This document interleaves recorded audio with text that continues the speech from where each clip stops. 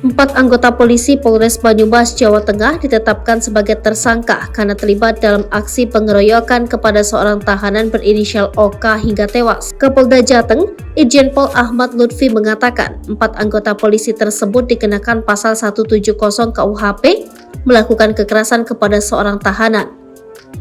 Yang polisi kena pasal 170 pangkatnya Bintara. Jadi pidana jalan etik kita jalankan, jelas Lutfi.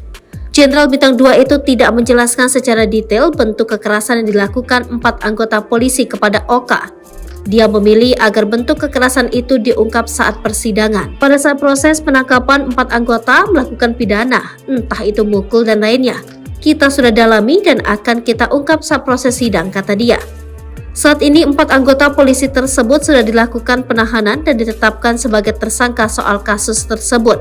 4 sudah cukup bukti pidana dan sudah ditetapkan tersangka, jelasnya Lutfi. Selain 4 polisi dipidana, ada 3 polisi lain diproses kode etik.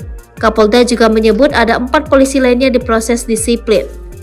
Total ada 11 polisi yang diproses akibat insiden ini, paparnya. Dia menjelaskan anggota Polda Jateng yang diproses pidana juga akan diproses secara kode etik. Keduanya akan diproses berbarengan. Atas insiden tersebut, Lutfi memberikan peringatan kepada anggotanya untuk melakukan penegakan hukum dengan cara-cara yang sesuai dengan aturan kepolisian. Polda Jateng salah satu tugas pokoknya adalah menegakkan hukum, tapi tidak boleh anggota kita lakukan dengan melanggar hukum, ujarnya. Untuk kasus ini dia berjanji akan melakukan penyidikan secara transparan.